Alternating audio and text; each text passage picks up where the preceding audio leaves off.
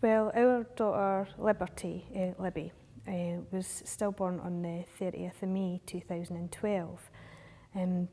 We had struggled to start a family, my husband and I. It's been sort of 2.5 years. We'd gone to the doctors for tests and everything. They said that everything was okay with us. There was no real issues that they can see, and we were sort of taking these trips up to Ninewells Hospital and kind of getting ready to almost sign on the dotted line to start fertility treatment when I found out I was pregnant. That pregnancy ended at about 7 weeks. I'd had an ectopic pregnancy, they found, and it was quite complicated. I had to have surgery, and I think there was a slightly reduced chance of us being able to start a family from there. So we were very surprised, quite shocked when we found out sort of 2 months afterwards that I was pregnant again. I found it really difficult to square up that I was actually pregnant, and things were going okay. We had an early scan to make sure that it wasn't another ectopic pregnancy. We had another early scan for my reassurance, despite having really bad morning sickness, so I needed it. Then at around 12 weeks we had the scan and everything looked okay. Same with at the big scan, if you like, the 20-week one. I'd had a fibroid. I think they noticed that they wanted to check, just as the baby was growing, they wanted to make sure that it wasn't going to impede sort of the method of birth, if you like. So I had extra scans at 28 weeks, 32 weeks, 36 weeks. Everything was completely perfect, right on the sort of midpoint line in terms of our height and weight. We didn't find out until 36 weeks if it was a boy or a girl. I think we were a wee bit impatient, and we thought, well, we'll just find out and keep it to ourselves. And the doctor, it was the consultant, he was quite surprised, thinking, sure you don't want to wait another few weeks? We're like, no. So after that, sort of went skipping out to Asda's, bought a couple of pink baby grows and kept it a secret. And sort of I finished up work and sort of waddled around the house and watched TV and things. And it got to 39 weeks. We had a really nice sort of Saturday and Sunday just pottering about, thinking this could be the last weekend, just the two of us. We were just wandering around. And then on the Monday, I was sort of just going around the shops and things, thinking she's been quite quiet. She hasn't really been doing much. And sort of later on that day, I did the usual sort of, I laid down, I had some fizzy juice, cold fizzy juice like they suggest. Still pretty quiet. And I couldn't really shrug off this sort of bad feeling that I had.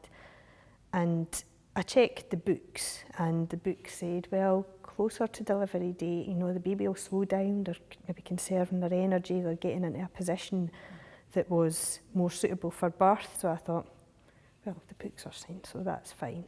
But since realised that advice is really, really dangerous and untrue. And there's quite a lot of sort of national campaigns to try and debunk that, because it's a myth. So I said to Craig that she was quite quiet, and he says, it'll be okay. If you're still feeling a bit weary, in the morning we'll go into the hospital and we'll get you checked. And I thought, right, fair enough. And of course I was very heavily pregnant, so I was tired and went to bed. And then in the middle of the night, I just woke up and I just knew that something wasn't right. I had this feeling and I couldn't shrug it off, and I started sort of screaming, and Craig was trying to calm me down and thinking, it's okay, I'm sure I felt her move, it's fine. And he just sort of cuddled me for the rest of the night. Then first thing in the morning we went down to the hospital and we were taking him for the scan. And to start off with, the midwife got the Doppler out and looked at, oh, this naughty baby, you must be in a really awkward position, baby, we can't get your heart beating.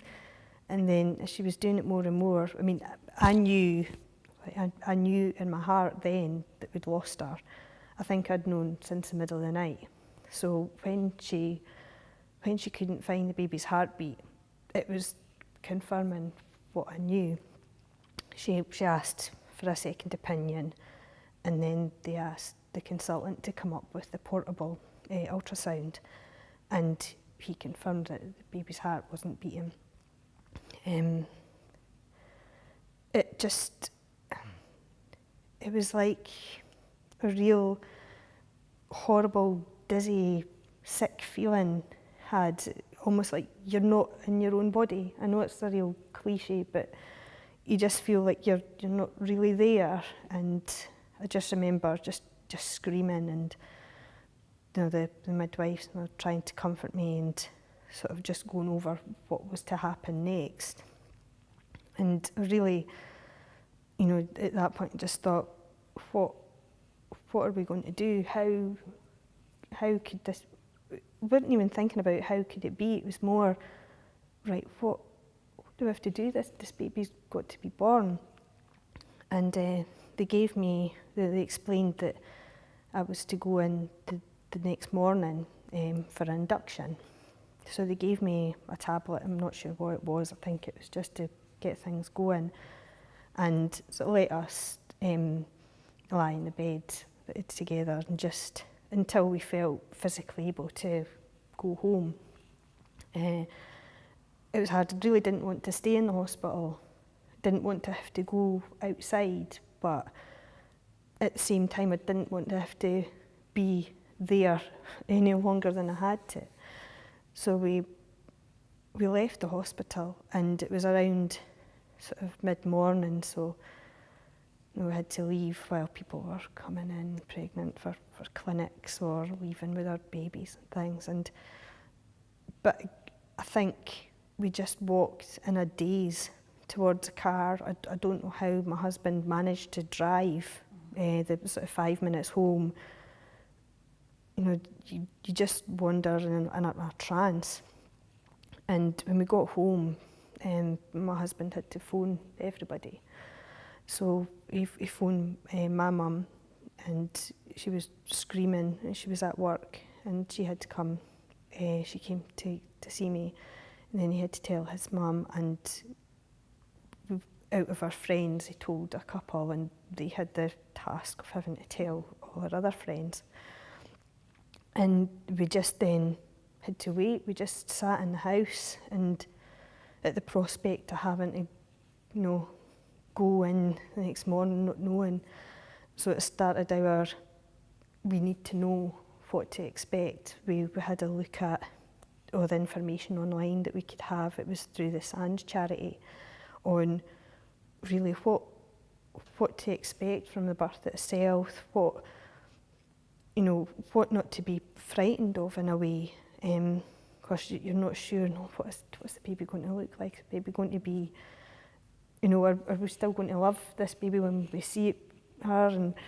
And but as it was around sort of 5 o'clock at night, and I started to feel something's iffy here, and I went into labour. I finally went into the hospital around 10 at night. They advised me not to go in any sooner when I phoned up, just in case they had to send me home. They didn't want me to have to go back and forward unnecessarily. But as it was when I got there, I was already at a point where they could sort of keep an eye on me, and I think they broke my waters at that point. And it's funny, all of the aspirations that you have, or even sort of vague birth plans that you have, you think, it'd be quite nice to do it as natural as possible. And at that point, I just wanted every single painkiller that I could get, because I didn't want to be screaming with pain and just have the silence when we had the baby. But as it was, she decided, or body kind of worked a wee bit faster, and by the time the anaesthetist came at around midnight, I was just pretty much telling him to be on his way. And I feel happy about that in a way, because I was able to give it my all, if you like, and we were, able to kind of do her proud. So but when she was born at about 10 to 1 in the morning, you know, it was silent, but we were in a very quiet room. It was very peaceful, and it actually felt not nice in a way, but it was a lot better than I was gearing myself up for. And neither of us were expecting, so we were treated with so much care and compassion that we were able to hold her straight away, and just look at her, do the things that you would do just having a baby. The midwives were so good, so professional, but we did hear them crying behind the curtain. And they took her they dressed her, weighed her, measured her, so that we had all of our vital statistics here. And they put her in the outfit that we had picked out for our baby going home. And we were able to stay with her all night. They had provided a Moses basket and a wee teddy bear and everything. And eventually we left. Well, we decided around, say, 6 or 7 in the morning that it was maybe time to say goodbye at that point. She was deteriorating a wee bit, and we didn't want to be at the point where we would have more difficult memories. I feel like we had this perfect time with her, and she was how we would want to remember her. So then neither myself or my husband are particularly religious, but they have an on-call pastor who they hauled out of bed at 6 in the morning, and she was able to come and give a special blessing and talk to us. So it felt like when we said goodbye, it wasn't just the baby being taken away. We were it felt like she was treated with great care, and then we had to make our way home. I was very lucky in that the birth that I'd had Libby been alive, it would have been the sort of birth that people would be really irritated by you. They would roll their eyes and think, oh, here we go, like very little painkillers and hardly any time in labour. And I think that's what kept me going a bit, that you feel a horrible failure, but at least I did that bit right. I was able to do her proud. From there, it was, from getting home that morning, it was just I say that you can't put sort of any time scales on things. We didn't know when was day, when was night. I found I just wanted to sleep all of the time, because then at least there's a bit of comfort and you don't have to address anything. You don't need to address other people. In the sort of first trip out that you have to the local shops is feeling like every single person is looking at you. This was the local supermarket near to us. I'd been in there most days. Like all of the staff, sort of some of the regular people, they would have seen me heavily pregnant, and you just had a constant fear. Well, you felt like you had horns or something anyway. But I just didn't want anybody to ask me, so where's the baby? I didn't know what we'd do. Luckily, I mean, we have such good friends. One of our friends who lived beside us at the time just sent a text message to my husband saying, you don't need to answer the door, but we've left something for you. And it was just a massive bag of food and meals, the sort of things that you just don't, you don't want to go out, or you don't want to have to think about cooking anything. And that was just, it meant that we had an actual meal in our stomachs. It meant that we didn't have to go through run the gauntlet of going to the shops. we had a funeral service for her with family and very close friends, and we managed to go away. We decided to go away for a few days, ended up going to Paris, and it was just, we just needed to remove ourselves, I feel like.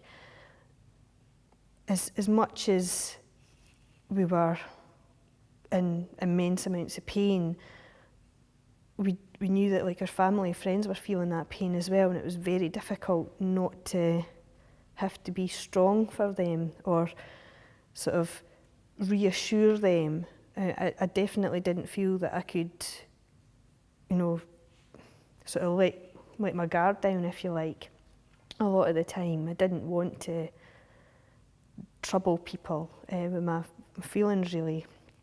So we went away for a few days, and it was great going someplace that was anonymous. Nobody knew us. We figured that if people saw us crying in the street, it was Paris, that's full of people in love, having tiffs, that they wouldn't bat an eyelid. And we were able we ended up walking a lot, probably did far too much for somebody who'd given birth, like sort of 3 weeks beforehand, but we just had to take our time, I think. I stayed off work until the August, and that was just bog standard maternity leave, if you like. My work were very supportive. They allowed me to come back on a phased return, so it was only sort of 2 or 3 days. Craig went back earlier than that, and he started in a new role, which I think was really difficult for him. But it was within the same company, so I think he was, on the one hand, he didn't have that support that his previous workmates could have given him, but in a way it was something new, something to focus on, something to get his head around. From there, sort of at the end of August, we found out that I was pregnant again, and it was a huge shock, and I just stayed in denial for 9 months pretty much. Sort of in that time, from the July onwards, we had got in touch with the Fife branch of the Sands charity, and they had monthly support meetings, and it enabled us. I think when I think about it now, it was a very short period of time to then sort of immerse ourselves in like a group setting, if you like, more than sort of putting our hearts on our sleeve, if you like. But I think it really helped us, and had I maybe hung off for sort of another few months or even years, I would probably find it quite difficult to go in.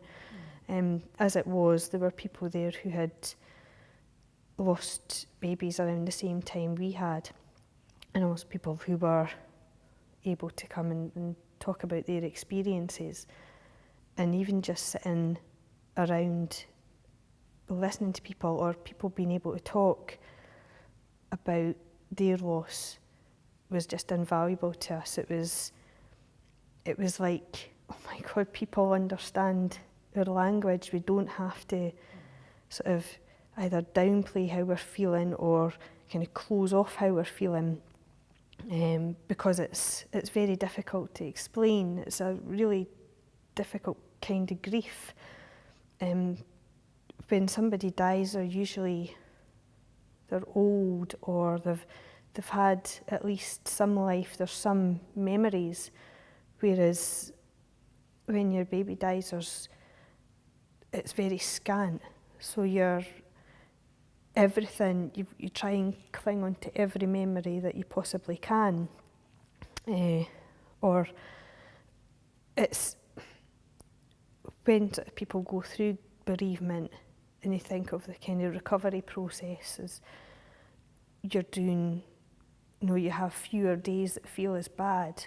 Almost like, the first time that we kind of laughed again, it was something really stupid, but I remember laughing and then feeling so guilty and thinking it's almost like you don't want to get past the grief, because then you're losing that closeness, or you're losing that connection, if you like. when you think about it rationally, that's not the case at all. Like we're always going to love her. She's always going to be a huge part of our lives.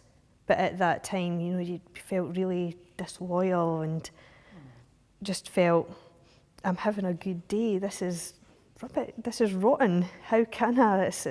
How can I do this to her? But as we learn, you know, you've got to take the good days when you get them.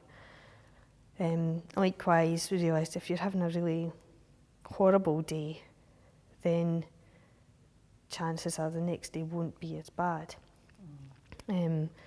But it's obviously at that time you don't know when that'll be.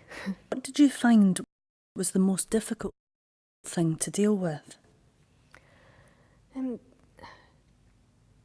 It's, I think, loneliness, the feeling that you or myself and my husband were the only people going through that at the time. Because of our age and our circles of friends and workmates and people we know, it seemed that 2012 was the year that everybody had a baby, and it was very difficult to be that family, because you're not only, you feel that you've got to kind of distance yourself from people who have had babies, like really good friends who have had babies that you would love to spend time with them, but you just can't. I think the time we did try, but it took so much out of us. We thought, well, we've just got to think about ourselves, and we had to take a step back. Plus, it's very difficult. It's almost like you don't want to contaminate other people's experiences. So of the other people we knew who were pregnant, I had in my head, you know, I couldn't be around them, or if I could, I couldn't really say much about what we were going through, because they would, you know, they were pregnant. There's no way that I would want them to feel the stress and anxiety. I mean, I knew that they were, and I knew that our experience had made them feel very unsure, very, you know, like the rug's being pulled out from under you, because it's not something that you expect will happen to you or anybody that you know. But it was very hard. You know, we had to put a lot of distance between people that we loved, but luckily the majority of people were very supportive, and it was hard because you did, on the one hand, you wanted to say, you know, it won't happen to you, I'm sure your baby will be fine, but that's what we thought. No, we weren't in the position that maybe other families are in who have lost a child through, you know, feeling that the hospital is at fault, or when there's been issues like that. We had gold standard service.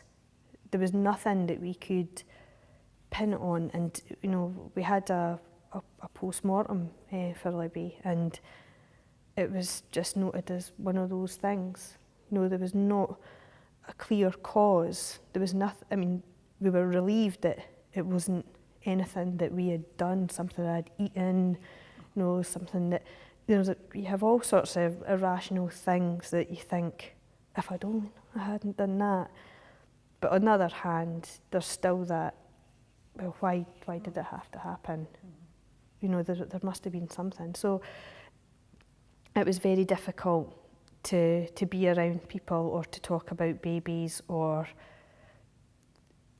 just be in contact with people in case, even just by our being there, we were either upsetting them or they were unsure of how to talk to us. So it really does create quite a bit of isolation then, doesn't it? Yeah, I think there's partly that myself and my husband were both kind of we're of the frame of mind that we've got to soldier on, or you've got to appear that you're doing fine. You know, you don't want to worry your loved ones, you don't want to burden them with your issues. So there was a lot of things that we just kind of cut ourselves off, like emotionally in a way. Just we didn't talk about our feelings as much around people, and it's quite hard to kind of come back for that in some ways. I mean, I felt very isolated when I was pregnant again, of my own doing, really.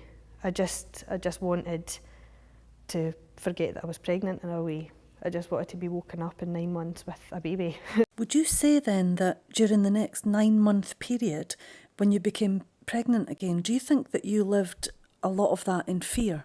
Yeah, definitely. I had every day, well, it was mostly denial actually to start with. I was, if I had the usual sickness and even sort of the scans that we had, it was just, well, there's a baby there now, but I didn't allow myself to think ahead, and I didn't,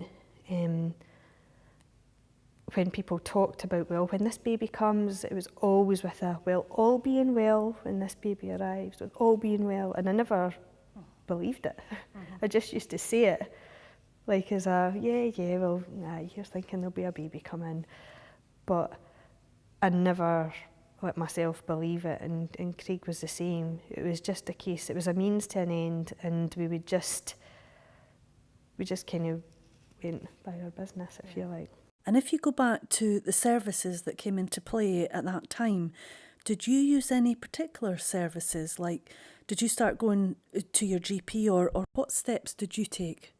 Yeah, I think going, well, when we first lost Libby, as I mentioned, we had looked online. I mean, it's such a 21st century thing to do. Oh well, if something bad happened, we went online, but that was where the information was. That was where we got the factual information that we needed, and we're both very much geared towards, we need to know, like forewarned is forearmed. We need to know everything, and then we could sort of decide what to do.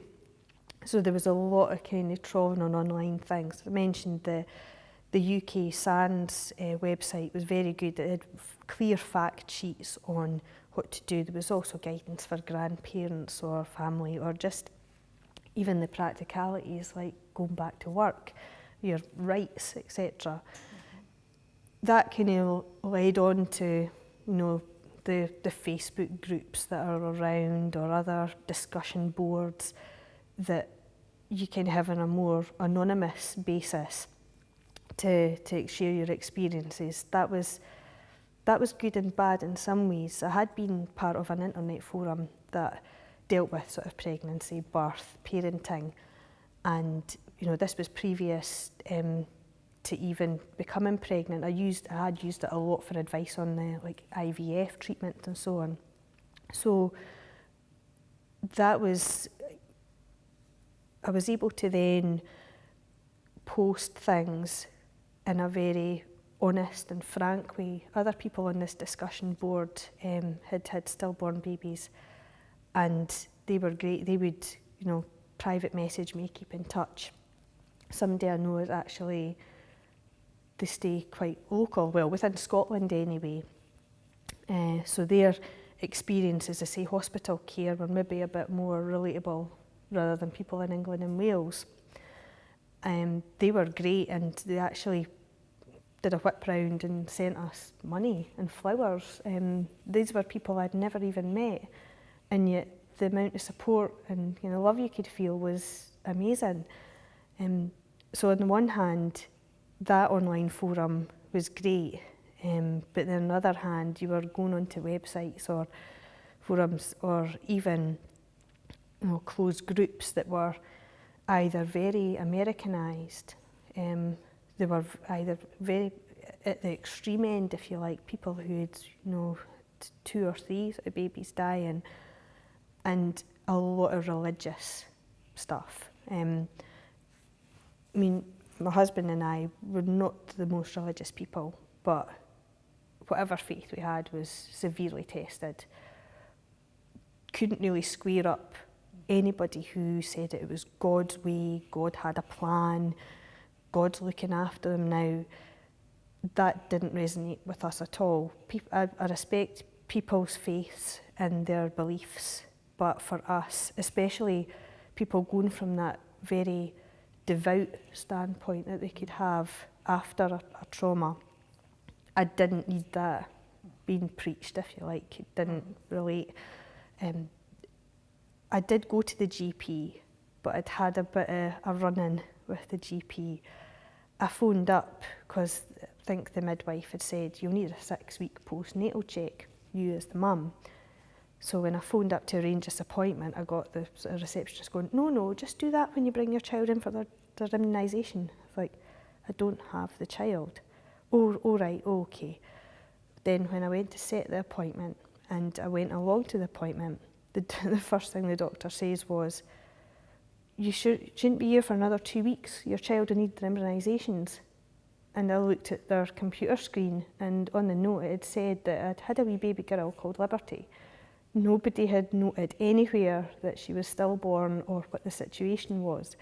So I went a wee bit mad in the GP surgery, sort of crying, and there was a lot of effusive apologies. I did write an official complaint, but GPs are independent, so they just gave me something about patient relations, we'll make sure our spreadsheets are updated, that kind of thing. There was a bit about, well, the hospital didn't, or we get a lot of things through the hospital, etc. So I was, in a way, I was reluctant to go back to the surgery, but when I fell pregnant again, while my maternity care was under the hospital, under consultant-led, I felt, being pregnant again, the anxiety that I was feeling, and there was a lot of sort of issues with a family member that I needed to know that my feelings were valid. They were being sort of shot to bits, basically. They wanted to know that my feelings and the grief that I was going through, I needed to speak to somebody about it, and on a more regular basis, and say like a monthly support meeting. So I was given, I think it was 4 sessions with the counsellor, and that was, I think, once a month. She was very good, and it was a lot about the CBT type of things, and it was about managing the anxiety. And it helped me because it's the best way that I find of learning or remembering things is to write things down. So she gave me all of these sheets about, right, here's what your fear is, here's what the facts are, note down what the facts are, why, around sort of birth or even sort of dealing with family members and so on. What's your fear, what are the real facts, and then from there what you can do.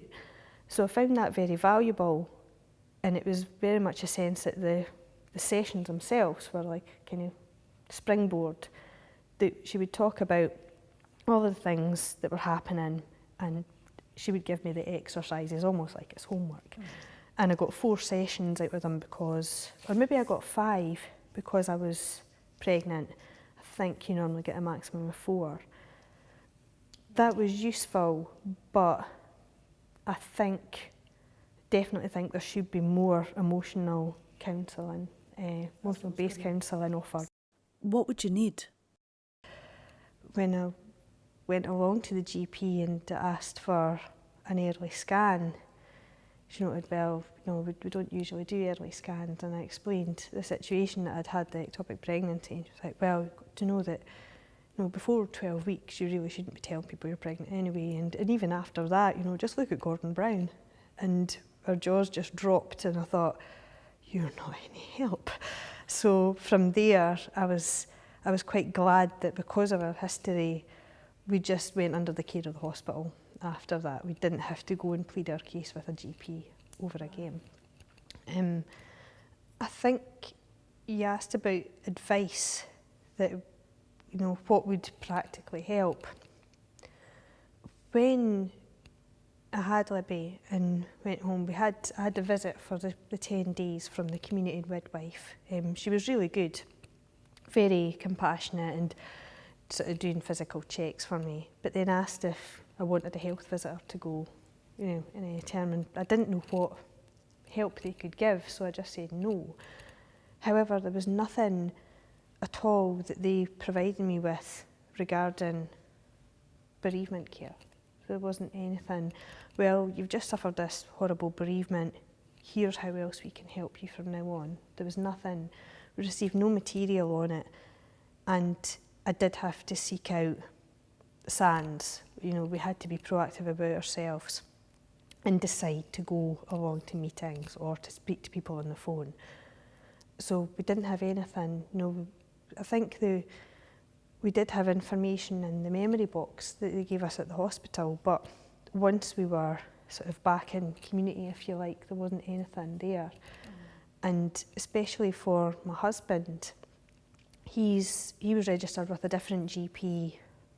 So as far as I know, and I don't think he's been back to the doctor in the last couple of years anyway, but as far as I know, there's not any record Libby on his notes. There may be, say he hasn't checked, but in terms of the care that was provided to him, he didn't get anything. There was no sort of visit or letter or anything to say, you've been through this, here's the support available. It was very much sort of get on with it and contact us.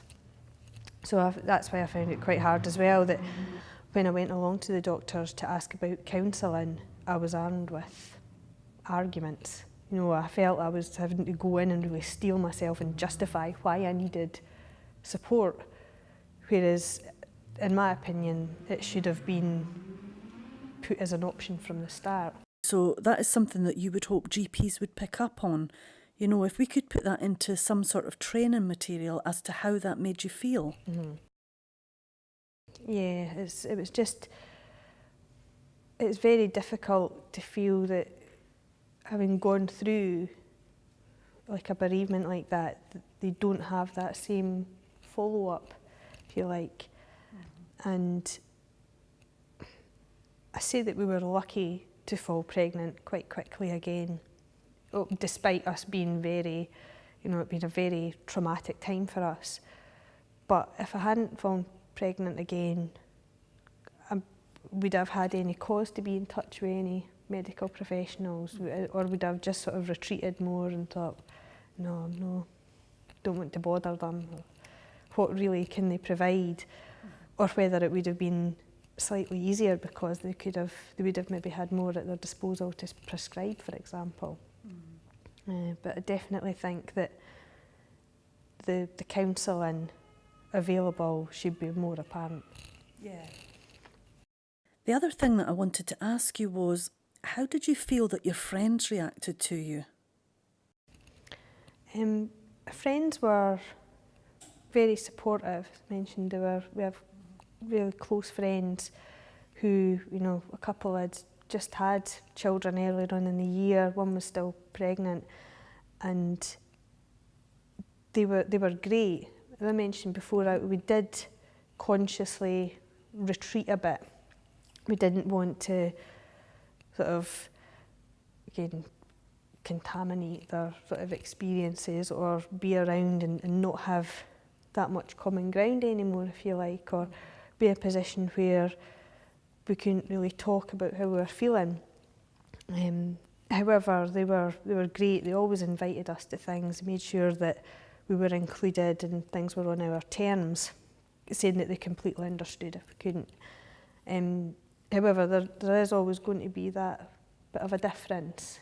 You know, their children now are sort of starting nursery and things, so it's very difficult now to see them and not imagine what Libby would be doing. And they've all gone on to have more children this year, so it's almost like, here's what life could have been like. I could have, you know, we could have maybe had siblings all together as well. But I've tried not to think, you know, you don't want to think about the what ifs or if things hadn't been the way they are, because they are what they are, and sometimes it's more a struggle than others to keep away from that kind of almost indulgence of thinking, oh, what could have been. But Them, I mean, it's not anything that they've done. They've been great. It's just purely how we feel about the situation. And what about family members? Did you find that they were supportive? Yeah, as I mentioned, it's very difficult. They obviously share our grief, felt a lot of pain, but it was very difficult to be, I think, the strong ones. It was hard to, I think, when people feel their grief is the same as yours, but it's not, and you can't really tell them, no, we matter more, But, and then on the other hand, we had a couple of family members who had kind of avoided us. We had a family member who was due a baby around the same time or a month after, and naturally, I mean, understandably, they avoided us, but it meant that other family members did as well. And when we tried to address that or explain how hurt we were, I was just attacked. I was kind of mentioned that it was my fault they hadn't been around, and it wasn't anything to do with Libby. It was just because of who I was, and it was more excuses on their part because they obviously knew that they should have been around us, but they didn't. And there were a lot of things said to me that it's very hard to forget. Mm-hmm. And relationships they were very strained, and I didn't want to have a relationship with them. I do now, for our daughter's sake, but it was very hard. It seems to be a really common reaction in trauma, not just in this specific area here. It seems that people, who can't deal with it or don't want to be reminded of it, what they totally do is ignore you, as if it never happened. We were avoided, but then Craig was targeted saying, well, how do you think I feel? And it was meant to be that we were meant to be there for them, and why wasn't he there for them? And it was very difficult, and it made me really angry about it. And even now, I think there was a lot of, well, you do, surely you know how it made us feel as well. We're hurting too. Well, we're not denying that, but your feelings can't be more important than ours, and you can't expect us to put our feelings to one side or hear you justifying or sort of blaming, we couldn't do things with our child because of what had happened with you and that kind of thing. Yeah. Do you think that's made you closer with your husband? Yeah, myself and Craig, we've been through other things together as well, and I definitely think it brought us closer together. It helped after we had Libby that we got really good advice saying if one of you is having a really bad day and the other one is having a good day, don't see that as a bad thing. Use that time to kind of help each other out. Yeah. I think if we hadn't had that advice, I would have felt that struggle about why is he not feeling this today, or why is he not able to express it in the same way, or likewise, if I was feeling a bit more positive on one day, why was he down in the dumps? So having that was probably the most valuable bit of advice that we got, that you've got to take whatever positives you can and help the other person. So we definitely feel very close, and I think through having our next daughter as well, it's made things a bit easier. The times that you are, bickering because of having 2 hours sleep in the night or having to deal with toddler tantrums, you think, well, we have had it worse. We've had worse days. Yeah. And while I was petrified I was going to have Post Natal Depression. That was probably my biggest fear when I was pregnant with our second daughter, that when I didn't have that, it was almost like, oh, well, what do I do then? I was expecting to be an emotional wreck, and we just sort of got on with it. And pleasant surprise. Yeah. So I think that helped as well, that I I didn't feel that I was going to be as sort of very difficult to deal with.